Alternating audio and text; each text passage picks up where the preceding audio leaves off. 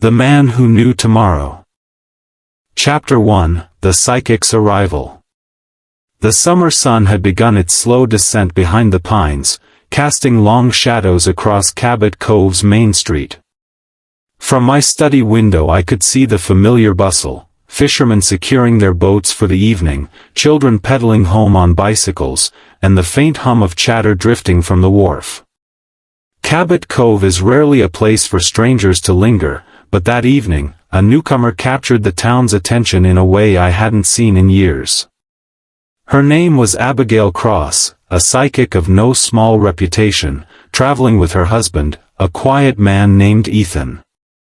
They had taken a suite at the Cabot Cove Inn, and almost immediately word spread like summer fire. Abigail, it seemed, had an unusual gift. She could foresee events with uncanny accuracy. The claims might have been dismissed as harmless eccentricity in most places, but in our little town, rumor takes root quickly. By the time I stepped into Loretta's diner for a late supper, nearly every table hummed with Abigail's name. "Jessica, you won't believe it," Loretta said, practically leaning across the counter to catch me as I settled into a booth. "That woman told Mrs. Greeley her son would phone this evening from Portland, and would you know, he called not an hour later." "Coincidence?" I suggested, though with a smile. I'd learned long ago that skepticism, gently phrased, was the best way to cool Cabot Cove enthusiasm without starting a debate. But Loretta shook her head. "Coincidence?" She even told him what time. 9:30 sharp. It was 9:30 on the dot. I stirred cream into my coffee, listening to the rise and fall of chatter around the diner. I've lived long enough, and written enough mysteries, to know that what people wish to believe often eclipses what is true. Still, I was curious. A woman who could command such attention, who could captivate a room on her first day in town, was worth meeting. As if on cue, the door opened and in walked Abigail Cross. She was a striking woman, tall and willowy, with dark auburn hair that seemed to catch and hold the fading sunlight. Her eyes, pale gray, swept the room as though measuring each soul within. Ethan, her husband, followed a pace behind, carrying a leather satchel. He was less memorable at first glance, his shoulders slumped, his expression weary, but there was something in the way he watched her, a mixture of pride and caution, that told me his role was to support her, quietly, from the background. The room fell into an almost reverent hush as Abigail made her way to a table near the window. People leaned toward her instinctively, drawn as though by invisible thread. She accepted their greetings with a serene smile, as if already accustomed to the awe she inspired. When Loretta bustled over with menus, Abigail gently touched her wrist. "You'll burn your hand tonight on the coffee pot if you're not careful." Loretta gasped, clutched her apron, and hurried off, warning herself aloud to be careful. I hid a small sigh behind my coffee cup. It wasn't long before Abigail's gaze settled on me. For a moment her expression sharpened with curiosity. Then she rose and crossed the diner, Ethan trailing obediently. "Jessica Fletcher," she said, her voice low, almost melodic. "Of course, I should have known you'd be here." I extended my hand politely. "I don't believe we've met." "Not yet," she answered with a small smile, taking my hand as though she already knew me. "But I know of you. The writer who sees truth where others see coincidence." "Well," I said with a laugh, "that's a generous description.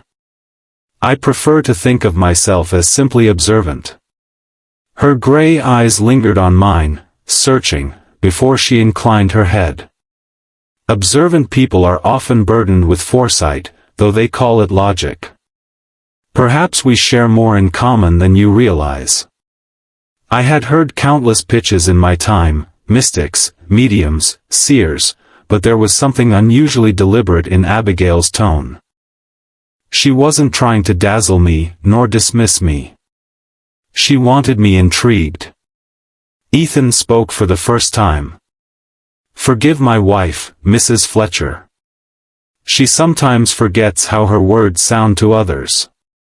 His voice carried the timbre of weariness, as though he'd repeated apologies many times before. Abigail didn't flinch. Instead, she smiled faintly. The future is like a book, Jessica. Some of us can read ahead a few pages. Tonight, I will read for this town. And with that, she returned to her table, leaving the air around us charged with expectancy. Later that evening, the inn's lounge filled beyond capacity. Chairs scraped, voices murmured, and lantern light flickered on curious faces. Sheriff Metzger stood awkwardly near the back, clearly skeptical but unwilling to leave in case something went awry.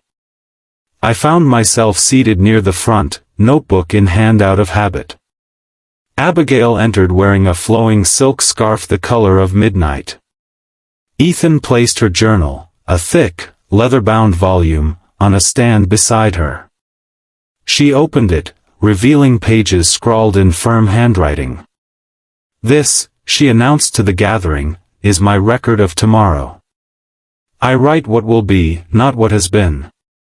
Tonight, I will read to you from tomorrow's page." The crowd leaned forward, enthralled.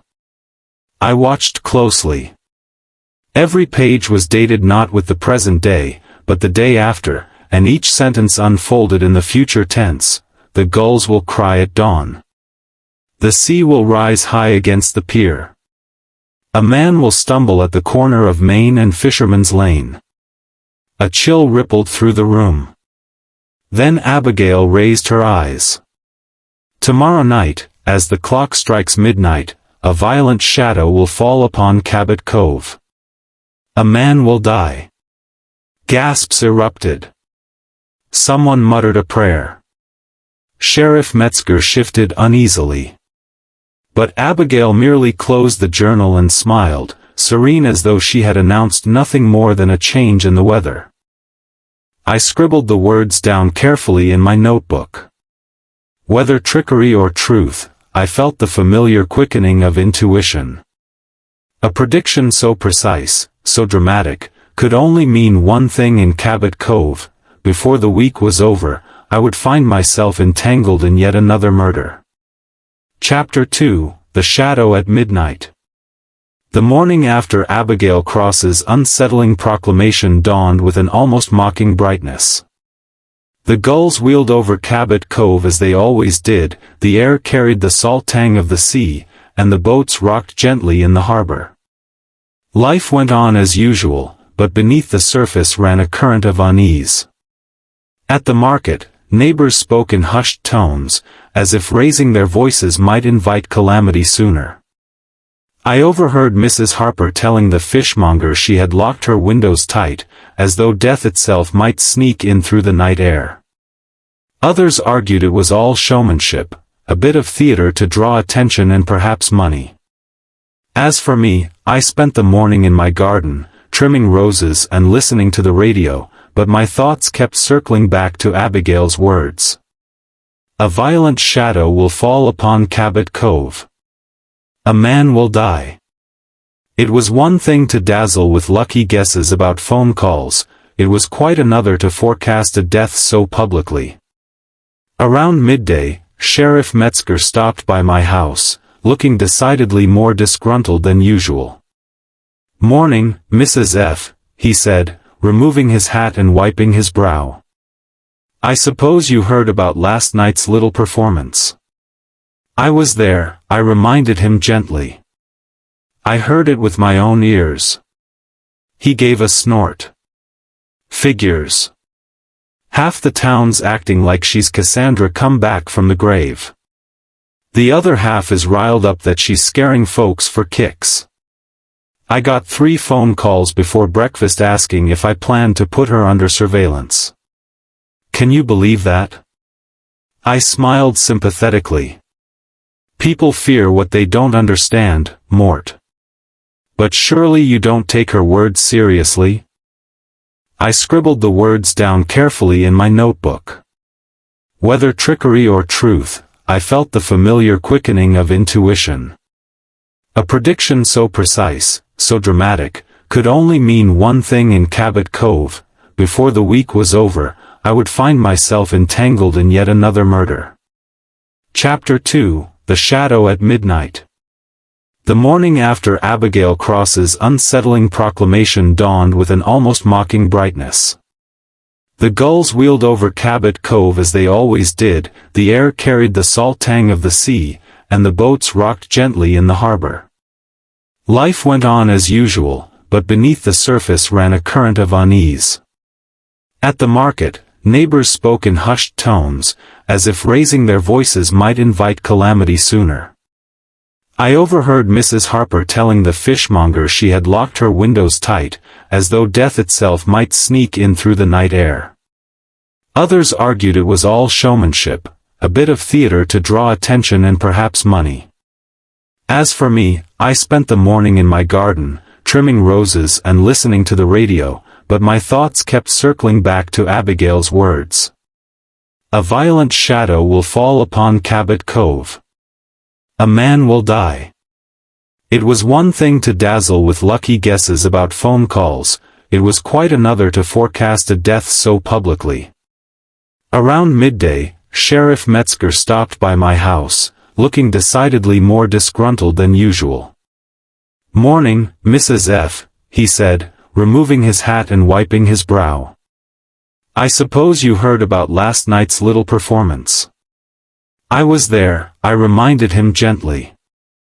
"I heard it with my own ears." He gave a snort. "Figures. Half the town's acting like she's Cassandra come back from the grave. The other half is riled up that she's scaring folks for kicks. I got 3 phone calls before breakfast asking if I planned to put her under surveillance. Can you believe that?" I smiled sympathetically. "People fear what they don't understand, Mort. But surely you don't take her words seriously?" His body bore no sign of a struggle, his clothing was neat, his hands unmarked. That suggested surprise, or trust betrayed. The bruising on his throat was distinct, firm pressure, not a rope or cord but strong fingers. Whoever had killed him had done so swiftly, with little warning. Abigail stood frozen, framed by the murmuring crowd.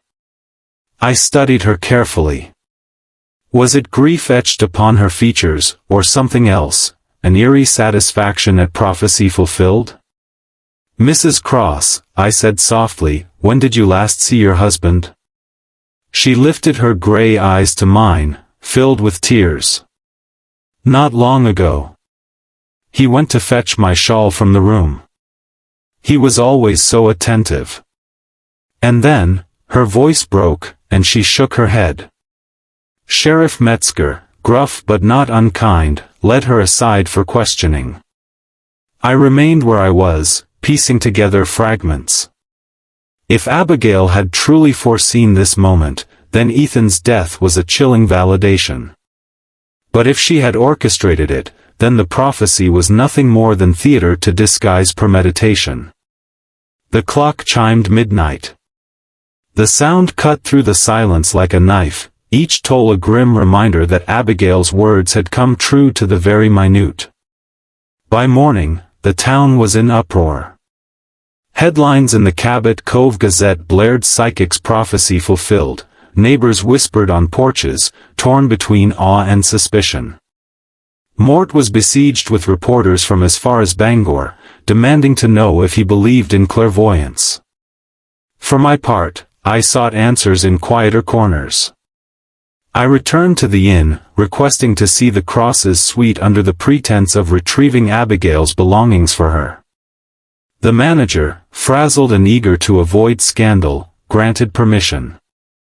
Inside, the room bore little sign of comfort. Ethan's suitcase was neatly packed, his shirts folded with military precision. Abigail's things, by contrast, were scattered, silks and scarves draped across chairs, bottles of perfume clustered on the vanity. But what caught my attention was the journal. It rested on the bedside table, open to a fresh page. Written in Abigail's firm, flowing hand was the entry she had read aloud the night before. At midnight, a man will die in Cabot Cove. Every word was cast in the future tense, as if the act were not yet complete, though by then Ethan already lay in the morgue. I felt a shiver that had nothing to do with the drafty seaside air. If Abigail had written this in advance, it was a chilling prediction.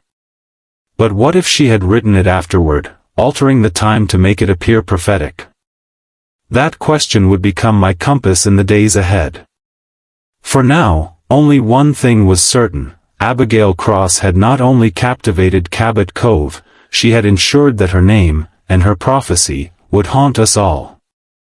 Chapter 3, Murder at Midnight. The morning following Ethan Cross's death dawned heavy with fog, as though Cabot Cove itself recoiled from the grim spectacle of the night before. The town had seen tragedy in its time, but the sheer eeriness of a foretold murder left even the most rational neighbors unsettled. I woke early, my sleep restless, and walked to the inn where Sheriff Metzger had stationed deputies at the entrance. The porch smelled faintly of sea brine and polished wood, but beneath that hung another odor: fear. The inn, usually a haven for vacationers, had become the reluctant stage for a mystery that demanded resolution. Inside, Mort stood with a notebook tucked awkwardly beneath his arm, speaking in his familiar grumble to a deputy. When he saw me, he gave a look that was equal parts irritation and relief. "Mrs. F., you couldn't stay away, could you? I thought you might want another pair of eyes," I said gently. "Besides, half the town is convinced Cabot Cove has turned clairvoyant overnight. We need clarity before superstition takes root." He sighed, rubbing the back of his neck. "I was afraid you'd say that." "Fine, but don't expect me to believe in any hocus-pocus. Somebody strangled Ethan Cross, and that's a fact." We walked together to the study where Ethan's body had been examined before being taken to Dr. Hazlitt. The scene remained sealed off: an overturned lamp, a chair shoved askew, and on the carpet, a faint scuff as though a shoe had dragged. Nothing about it looked like fate, it looked like murder. Mort flipped open his notes. "Coroner says time of death between 11:45 and midnight. Cause, manual strangulation. Strong grip, probably both hands. No defensive wounds. That suggests the victim trusted the killer, or never saw it coming." I knelt by the scuff mark. "And yet he was found near the staircase, not the door. He must have been intercepted, perhaps while returning from their suite." Mort grunted agreement.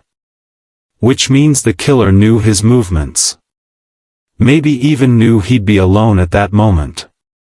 I couldn't help but glance toward the inn's parlor, where Abigail sat in a high-backed chair, her silk scarf folded neatly in her lap. She looked the picture of bereaved widowhood, her pale face drawn, but her eyes, those unsettling gray eyes, remained unnervingly calm. As we approached, she rose. "Sheriff, Mrs. Fletcher. You must have questions." Mort cleared his throat. "Yes, ma'am. For starters, your husband left the lounge to fetch your shawl. Did anyone see him after that?" Abigail shook her head. "He was gone only minutes. I expected him to return at once. And then, the scream." She closed her eyes briefly, as though summoning tears that would not come. I studied her carefully. Her grief seemed rehearsed, her words deliberate. And yet, to accuse a widow so soon would be cruel and premature. "Mrs. Cross," I asked softly, "you said last night that you foresaw a man's death at midnight. Did you mean your husband specifically?" Her gaze flickered. "The page of my journal told me." I read what was written, no more, no less. If Ethan was the man, then fate was unkind. Mort looked at me in exasperation, clearly unwilling to spar with riddles. Mrs. F., maybe you can get more out of her than I can. But Abigail merely returned to her seat, drawing the journal onto her lap protectively. Later, in the privacy of Mort's office, we reviewed the guest list from the inn. A dozen strangers had checked in over the past week, among them a traveling salesman, a retired couple from Boston, and 2 young women claiming to be researching local folklore. Each now stood as potential witnesses, or suspects. Mort slapped the list down. Any one of them could have slipped into the hall and throttled the poor guy. But why? No motive, no nothing. Except, he trailed off, reluctant. Except Abigail, I finished. He nodded grimly.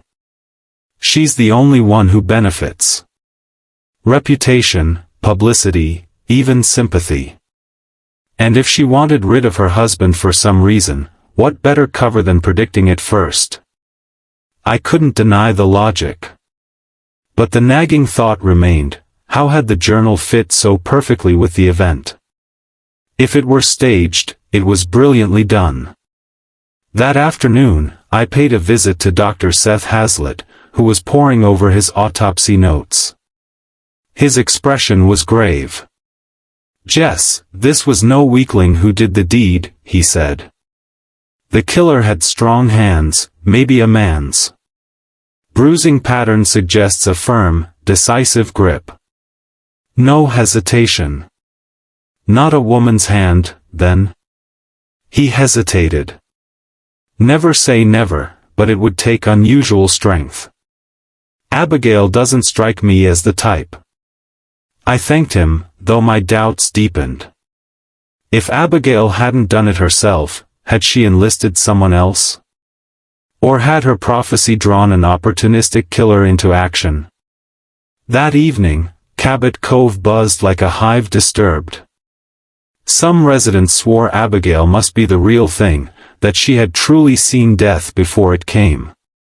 Others muttered darkly that she was a fraud, using fear to hide her guilt. I spent the night poring over my notes. The scuff mark by the staircase. Ethan's unmarked hands. Abigail's calm demeanor. And always, the journal, pages filled not with what was, but with what would be. The next morning, Mort appeared at my door, holding the journal in a plastic evidence bag. "Got a warrant," he said with a note of triumph. "Let's see what she's been scribbling." I opened the book carefully. Each page bore the next day's date, each written entirely in future tense. "The gulls will cry. The sea will rise. A man will die." The words sent a chill down my spine. But then I noticed something peculiar. The ink on the most recent entries was darker, fresher, compared to earlier pages. Almost as if they had been written after the fact. I looked up at Mort. If Abigail is orchestrating this, she's not just predicting, she's narrating. She may be writing the future to match her crime. Mort's eyes narrowed. "So what's our next move?" I closed the journal. "We find out whether Abigail Cross is truly a seer, or simply a clever murderer hiding behind the guise of prophecy." Chapter 4, The Future Tense Journal. The journal sat between Mort and me on the desk like a coiled snake, silent but ominous. Its pages seemed to breathe with possibility, as though each line of future tense prose carried with it a whisper of inevitability. I have handled many objects tied to death, a bloodied glove, a broken watch, a letter of confession, but rarely had an artifact unnerved me as much as Abigail Cross's leather-bound book. Mort leaned back in his chair with a skeptical grunt. "Looks like a diary to me. Fancy words, written all dramatic, but that doesn't make it magic." Perhaps not, I replied, flipping carefully through the entries, but note the pattern. Each passage isn't reflective, it's predictive. The language insists on what will happen, not what has. One page read, "Tomorrow morning, the fog will linger until the church bell chimes 10. Children will play by the wharf, their laughter echoing like gulls." I checked the margin, where she had signed the date. Sure enough, the entry was marked for the day before. That morning's fog had indeed lifted only after the church bell, and I recalled seeing two boys chasing each other near the docks around that very hour. The details were uncannily precise. Mort muttered, "So maybe she's a good guesser. Or maybe she's scribbling things after they happen. Ink's fresh enough in places." He wasn't wrong. Some entries bore the faint smudges of hurried writing, while others looked as if they had dried long ago. But how to prove when they'd been written? "Tell me, Mort," I said thoughtfully, "did anyone actually witness her writing before the predictions came true?" He frowned. "Only when she read it out loud last night. Before that, who knows?" Exactly. Abigail could have easily adjusted her script after events unfolded, then passed it off as foresight. But that theory didn't answer the most pressing question, Ethan's death. If she had staged it, why her own husband? If she hadn't, then how had her words aligned with such precision? We were interrupted by a knock. Deputy Floyd entered, clutching a folder. "Sheriff, background checks on the Crosses, like you asked." Mort took the papers, skimming them with a low whistle. "Well, now, ain't that interesting? Turns out Ethan Cross had debts. Big ones. Couple of business schemes gone belly up. Creditors breathing down his neck. That was a motive of sorts. A desperate man attracts desperate enemies. But it also gave Abigail reason, life insurance, perhaps, or freedom from financial ruin. "Let's pay her another visit," I suggested. We found Abigail in the inn's lounge, seated with a cup of tea as though the previous night's horror were a mere inconvenience. When Mort presented the report, she showed no flicker of surprise. "My husband was careless with money," she admitted serenely. "He believed fortune would follow him as faithfully as I did. Unfortunately, fortune is fickle." "Fickle enough to get him killed?" Mort pressed. Her pale eyes hardened slightly. "Sheriff, if you think I strangled Ethan with my own hands, you misjudge me. I told you, I foresaw what would come. I am burdened with sight, not guilt." Her tone was icy but controlled. She reminded me of a stage actress who never missed her cue, even under pressure. When she excused herself, I lingered by the journal she carried tucked beneath her arm. "May I borrow that for further study?" She hesitated, clutching it tighter. "My journal is my truth, Mrs. Fletcher. Without it, I am no more than any other woman. I cannot part with it." She swept away, leaving Mort glowering. "She's hiding something in that book, Jess. I'd bet my badge on it." That evening, I took another approach. I visited the two young women who claimed to be folklore researchers, Miss Larkin and Miss Tully, who had taken a room across the hall from the Crosses. Their excitement over Abigail was palpable. "She's extraordinary," Miss Larkin gushed. "Last night she told me I'd spill my ink bottle before dawn. And I did. All over my notes." Her companion nodded earnestly. "We've been studying prophetic traditions. Abigail may be the real article. Or, I said gently, she may be a clever student of human behavior. Sometimes what appears supernatural is simply observation and timing." Their expressions fell, disappointed. They wanted mystery, not logic. But their testimony offered something useful. They had seen Abigail writing at odd hours, candlelight flickering long into the night. Whether she wrote predictions or retroactive entries was unclear. Later, unable to let the matter rest, I asked Mort if I could re-examine Ethan's suitcase. Among his belongings I discovered something intriguing, a small ledger of debts, hastily scribbled in his hand. Names, amounts, and terse notes filled the pages. One name appeared repeatedly, underlined in frustration, T.M. Mort frowned when I showed him. Could be a creditor. Or a partner he swindled. Either way, another line of inquiry. As I studied the entries, another thought nagged at me. If Ethan's death was truly foretold, why hadn't Abigail tried to prevent it? Why simply sit and wait for the prophecy to come true? Unless, of course, she wanted it fulfilled. The following morning, Abigail staged another reading in the inn's lounge. Townsfolk, drawn by fear and fascination, gathered again. She opened her journal, voice calm as ever. Tomorrow, she read, Cabot Cove will awaken to another revelation. A hidden truth will surface. A mask will fall. The audience shuddered at her words. I, too, felt a chill, but not of supernatural awe. Instead, it was the realization that Abigail Cross was using her journal like a puppeteer's strings, tugging at the town's imagination while concealing her own secrets.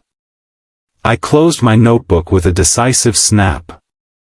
If truth was to surface, then I would be the one to bring it forth.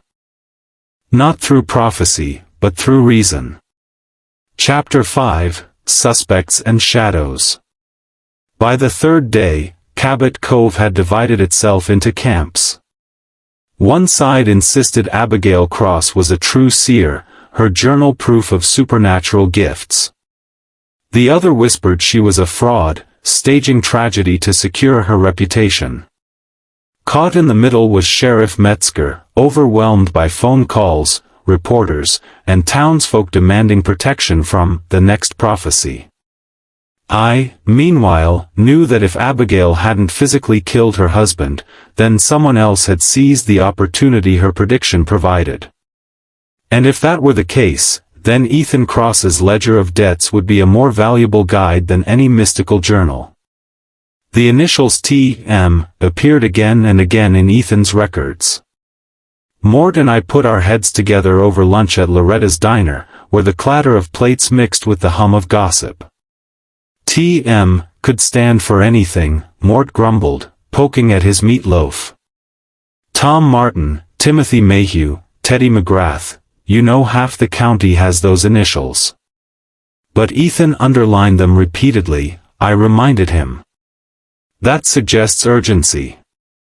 Whoever T.M. was, he mattered to Ethan, enough to haunt his final days. Mort sighed, scribbling names on a napkin. Well, we can start making calls. Before we could, Loretta leaned in conspiratorially. If you're looking for troublemakers with those initials, you might ask about Travis Mullen. Ran some shady real estate deals up Bangor way. I heard he spent a night at the inn last month. Mort's eyes widened. Loretta, you may just earn yourself deputy status. I smiled politely. Thank you, Loretta. That may be the lead we need. That afternoon, Mort tracked down Mullen's record. Sure enough, Ethan had been entangled in one of his ventures, a failed marina project that collapsed under fraud accusations. Ethan's signature appeared on documents still under investigation. If Ethan had owed him money, Mullen had motive enough. But motive wasn't proof. And Mullen hadn't been seen in Cabot Cove for weeks. Unless, of course, he had returned quietly. I decided to shift focus. Abigail's predictions drew crowds, but they also drew resentment. A local fisherman, Pete Dugan, had stormed out of the inn the previous evening, red-faced after Abigail announced that his nets would come up empty. Sure enough, his morning haul had been pitiful. He swore loudly in the market that she'd cursed him. When I found him repairing nets by the dock, he spat into the water before speaking. That woman's no prophet. She's a jinx. She makes things happen just by saying Did you know Ethan Cross well? I asked. He scowled. Knew enough. He was always sniffing around, talking investments. Wanted me to sink money in his marina deal. Said Abigail had seen it would succeed.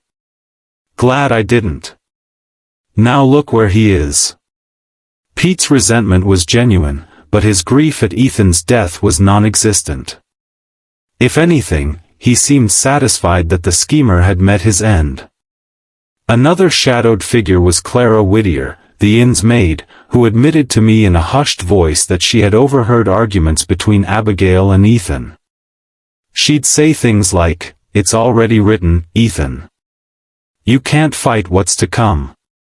Gave me chills, it did. Clara twisted her apron nervously. Then one night, I saw her writing in that journal after everyone else was asleep. I thought maybe she was inventing things.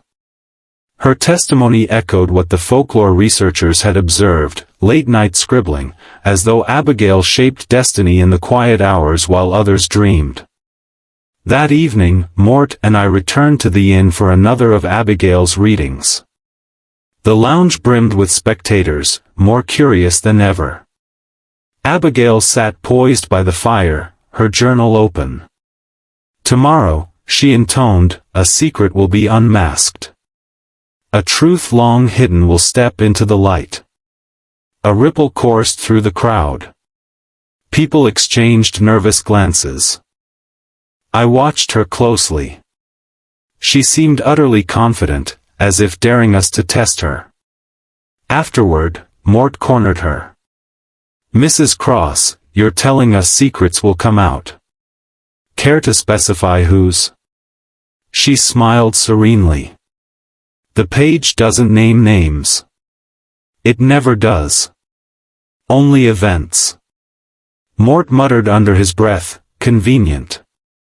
But I caught something in her expression as she closed the journal, an almost imperceptible flicker of satisfaction, as though she already knew whose secret would surface. The next morning, Cabot Cove had its revelation. Word spread that Ethan Cross had visited the town clerk's office the very day before his death, requesting copies of property deeds. Among them was land once owned by Pete Dugan, foreclosed during the failed marina project. It seemed Ethan hadn't abandoned the scheme. He had been planning to revive it, perhaps under a new name, perhaps with new investors. Abigail's prediction of a mask falling had come true in a manner that made her look all the more prescient. But to me, it suggested something darker. Abigail might not merely be recording what would happen.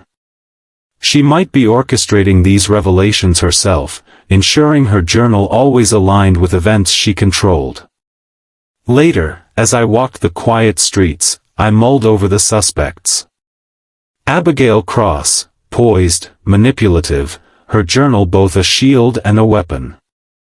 Pete Dugan, angry fisherman, embittered by Ethan's deceit. Travis Mullen, shady businessman with ties to Ethan's debts, lurking in the background. Clara Whittier, frightened maid, privy to more than she admitted. Even the folklore researchers, eager for a story, might have meddled in search of drama. The shadows lengthened, but none yet took solid shape.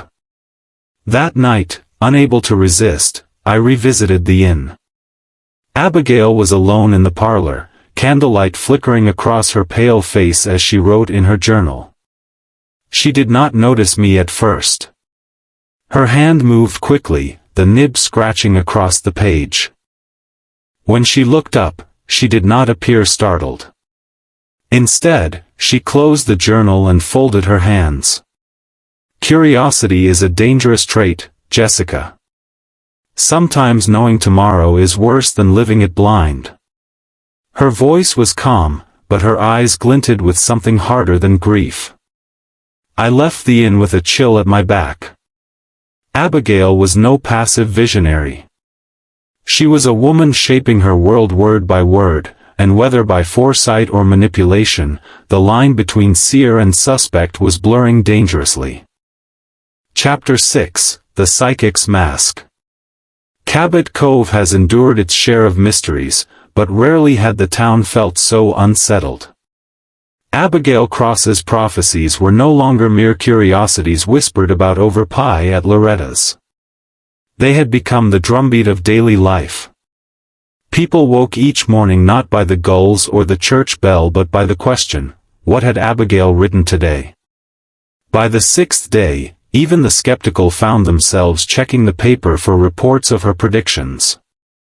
A knock on a neighbor's door, a sudden storm at sea, even a broken dish in Loretta's kitchen, each was tallied against Abigail's journal like a grim scorecard. For me, the greater unease came from her composure. Widows grieve in their own ways, but I had seen enough loss to know the difference between mourning and performance. Abigail's sorrow felt like a mask, slipped on when eyes were watching, removed when the curtain fell.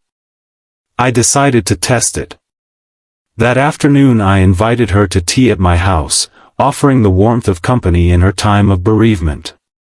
She arrived promptly, dressed in somber gray with her ever-present scarf, and carried herself with the dignity of a queen in exile.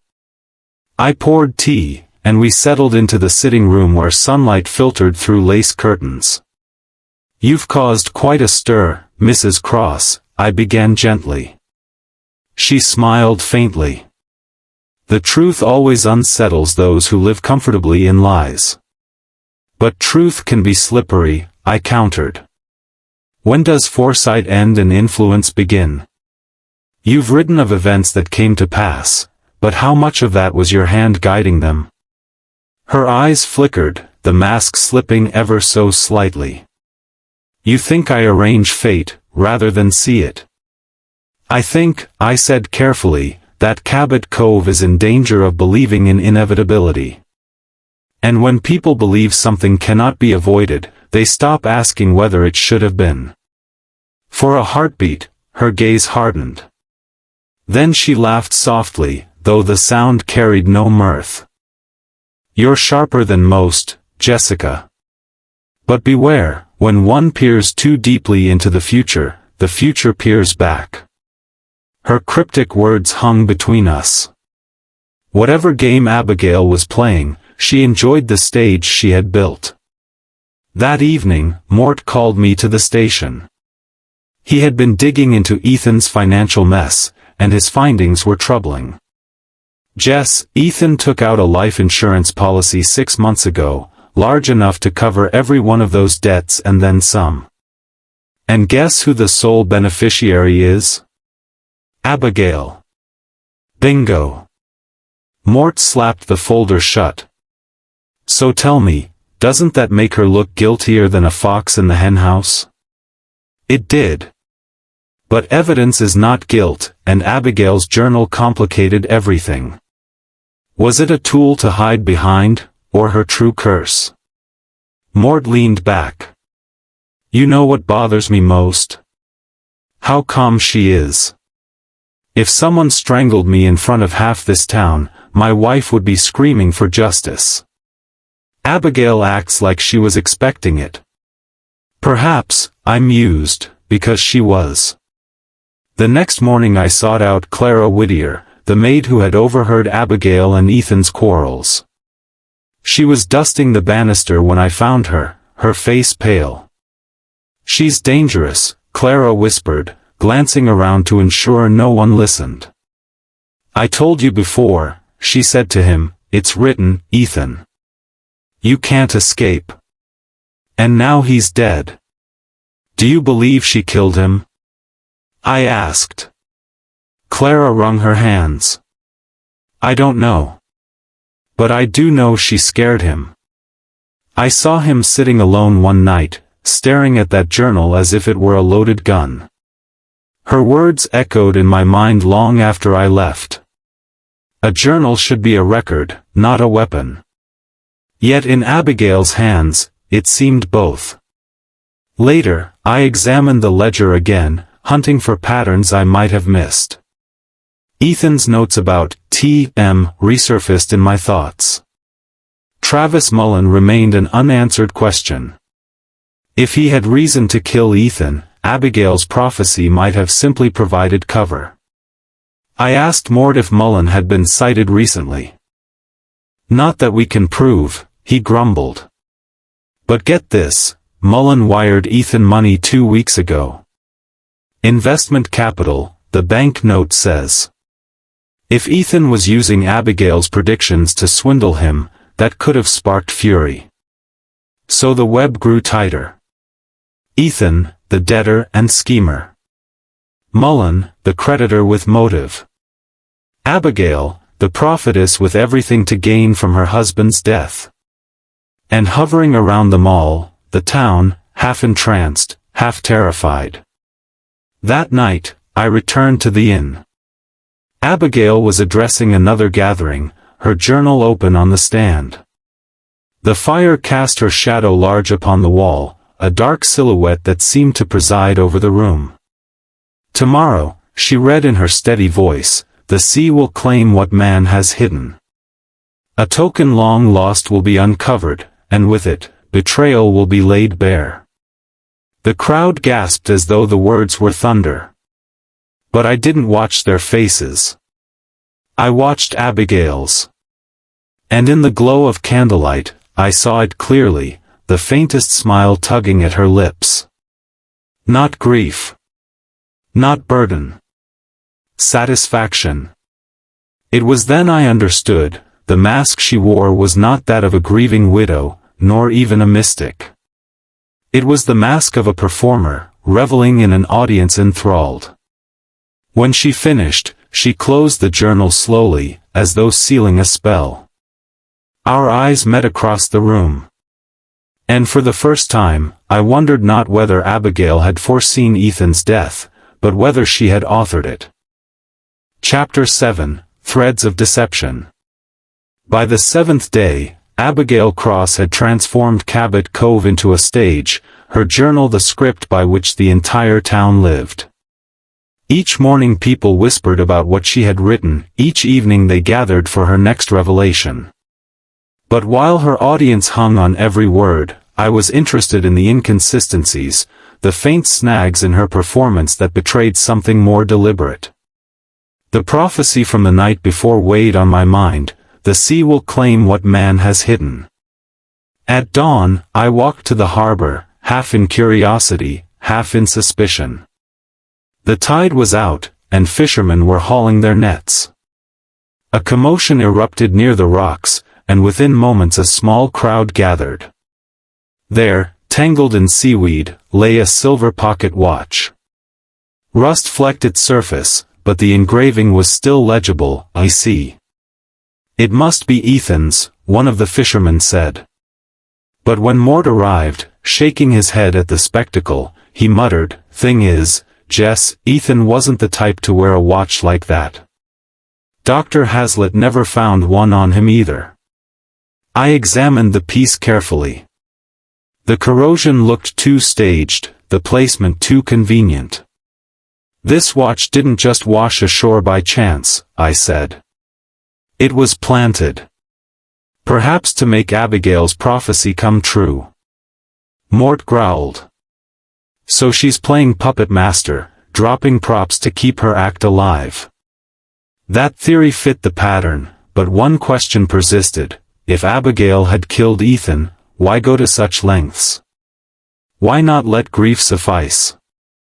Unless, of course, her goal was larger than murder, unless she sought to cement her legend in ink and spectacle. Back at the inn, I lingered outside Abigail's parlor. Through the crack of the door I saw her writing, her pen flying across the page. When Ethan had been alive, he hovered near her, protective, wary. Now, she wrote alone, unchecked, her gray eyes gleaming with intensity. Later, I found Clara Whittier polishing brass in the corridor. She glanced nervously toward the parlor. She never stops, Mrs. Fletcher. Day and night, scratching in that book. Sometimes I hear her talking to herself, saying things like, "They will see," or, "The page already knows." Gives me chills. I thanked Clara, though the words troubled me. Was Abigail deluded, believing her own fiction? Or was she simply an actress who had played the role too long? That afternoon, Mort dragged me to the station with news. "Jess, I finally got a hit on those initials. T.M. stands for Travis Mullen." Guess what? He checked into a motel 2 towns over the day before Ethan died. Paid cash. Clerk remembers him asking directions to Cabot Cove. "Then he was here," I said quietly. Mort nodded grimly. "Means he could have been the one to finish Ethan off. Strong hands, angry creditor, perfect suspect." It was tempting to lay the blame on Mullen, but the neatness of it made me hesitate. Abigail's prophecy had been too exact, her composure too rehearsed. If Mullen had killed Ethan, she had somehow folded it into her performance. And if she hadn't, then she was the killer herself, using his debts as convenient misdirection. That evening, Abigail gave another reading. The lounge overflowed with townsfolk, faces pale with anticipation. She opened her journal, her voice steady as ever. "Tomorrow," she declared, "a woman's words will betray her. A truth hidden in silence will be spoken aloud." The crowd gasped again. Mort, standing in the back, muttered, "One of these days, I'm going to arrest her for disturbing the peace." But I was struck not by her words, but by her timing. Each prophecy seemed designed to appear validated by morning gossip. A phone call, a storm, a found object, a revealed secret, small details that could be manipulated with planning. Abigail wasn't reading the future, she was curating it. After the gathering, I confronted her privately. "Your journal is very compelling," I said, watching her close it with deliberate care. "But I can't help noticing how conveniently your predictions match what comes to pass." Her eyes narrowed slightly. "You accuse me of trickery?" "I suggest only that you're more author than prophet. Perhaps more director than spectator." She smiled faintly, the mask slipping to reveal something harder. "And what if I am? Does it matter whether the page reflects tomorrow or tomorrow reflects the page? The result is the same." Her words chilled me, not because they proved anything, but because they revealed her philosophy. Truth and fiction were interchangeable, so long as belief followed. That night, Mort and I laid out the threads. Ethan's debts, binding him to Travis Mullen.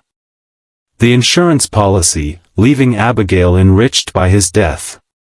The staged discoveries, the pocket watch, the timing of the tide.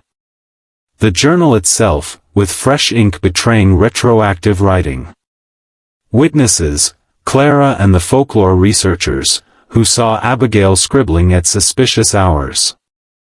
"Looks like the widow's our culprit," Mort said, tapping the desk. "She strangled Ethan, wrote it into her magic book, then sat back and let the town turn her into a saint." "It's possible," I admitted. "But there's still Mullen. If he killed Ethan, Abigail may be an opportunist, not a murderer." Mort grunted. "Either way, she's dangerous." I nodded. Dangerous indeed. The next morning brought another ripple through town. Clara Whittier, pale and trembling, confessed to Mort that she had seen someone leaving the Crosses' suite the night Ethan died. "It wasn't Mrs. Cross," she whispered. "It was a man. Broad shoulders, dark coat. I didn't see his face. That described Mullen perfectly. But something in Clara's voice caught my attention. She hesitated, her eyes darting nervously. Was she frightened of the truth, or frightened of Abigail? As the day drew to a close, I found myself alone in my study, reviewing my notes. Threads of deception stretched in all directions: Abigail's calm mask, Ethan's debts, Mullen's shadow, Clara's half-truths. I tapped my pen against the notebook. If Abigail had killed her husband, her journal was both the motive and the alibi. If Mullen had, Abigail's prophecy gave her the perfect cover to deflect suspicion. Either way, the truth lay hidden in the journal. And I was determined to tear the mask away, even if Abigail fought to the last page. Chapter 8, Tomorrow Revealed. The air in Cabot Cove was heavy with tension that morning, though the sea lay calm and the gulls cried as they always had. People avoided one another's eyes, whispering in corners, wondering whose secret Abigail Cross would unveil next. Her journal had become a shadow over the town, and until the truth was stripped bare, no one would feel safe. I asked Sheriff Metzger to gather everyone in the inn's lounge, the Cross's former audience, now restless witnesses.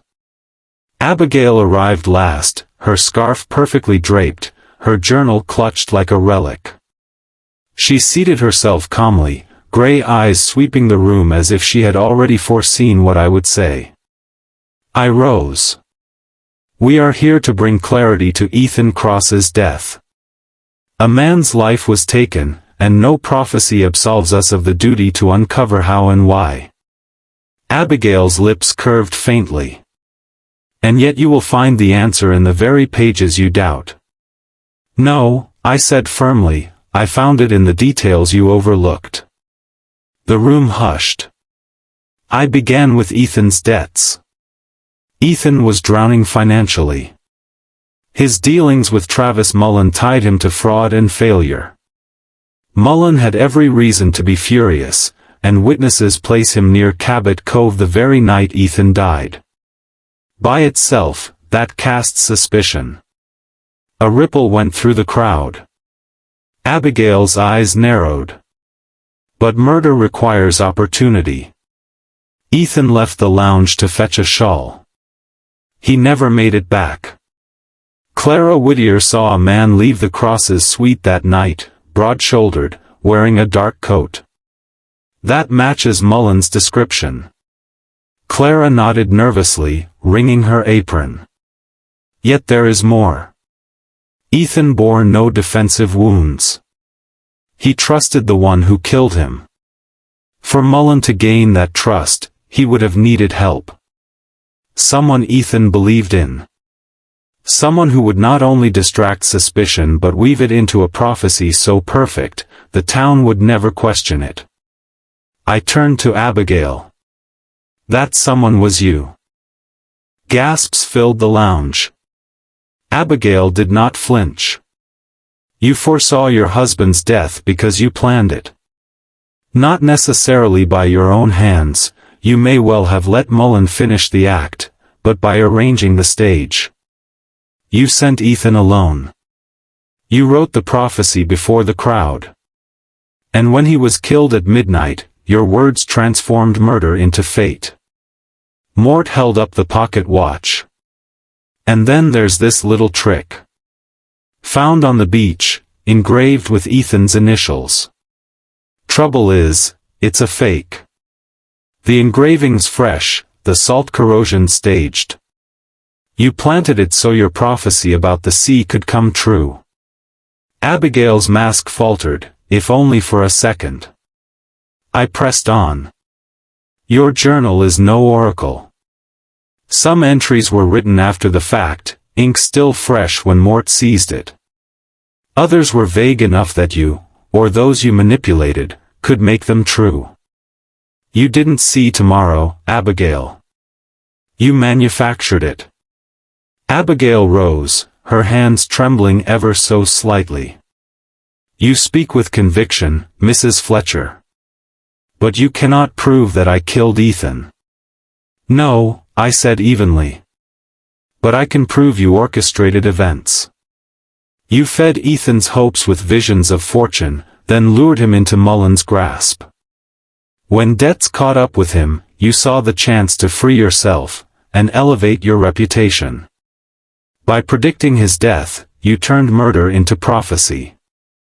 And with his life insurance, you stood to gain financially as well."